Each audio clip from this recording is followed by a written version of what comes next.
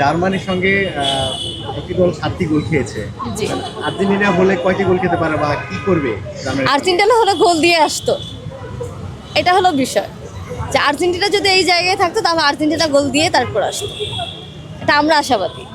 আচ্ছা আপু, আর্জেন্টিনা তো 3টা শিরোপা জিতেছে, কত সালে এগুলো জিতেছে জানেন কিনা? ফার্স্টে তো 1872 এটা জানি, লাস্ট 2022 সেটাও জানি, তারপরে হলো আপনার 86-তে, এই আর কি। এবার 26-এ ইনশাল্লাহ জিতবে।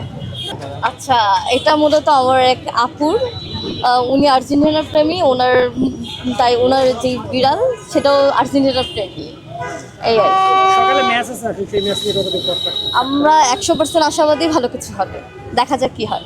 এবার কাজ নিতে পারবেন কিনা, ধারাবাহিকতা বজায় থাকবে? ইনশাল্লাহ আমরা আশাবাদী যে ভালো কিছু হবে, শেষ পর্যন্ত আমাদেরই জয়ের হাসি আসবে। ব্রাজিলের প্রথম ম্যাচটা নিয়ে কিছু বলতে চান কিনা মরক্কোর সাথে? মরক্কোর সাথে প্রথম ম্যাচ বলতে আমার কাছে মনে হয় যেটা, যে ওরা জাস্ট নিজেদের মান সম্মান বাঁচানোর জন্য গোল আটকে খেলছে, কারণ মরক্কোর সাথে পেরে উঠতেছিল না ওরা।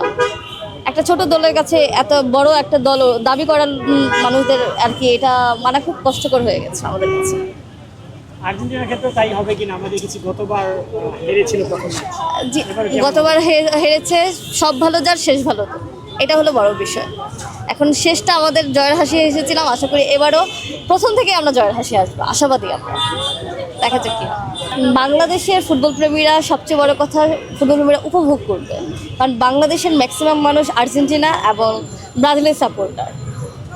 সেক্ষেত্রে যদি এটা হয় তাহলে সবচেয়ে চরম উল্লাসমুখর একটা পরিবেশ আমরা খেলা উপভোগ করতে পারবো, এটাই হলো বড় কথা। দেখা যাক তারপর কি হবে, সময় কথা বলবে।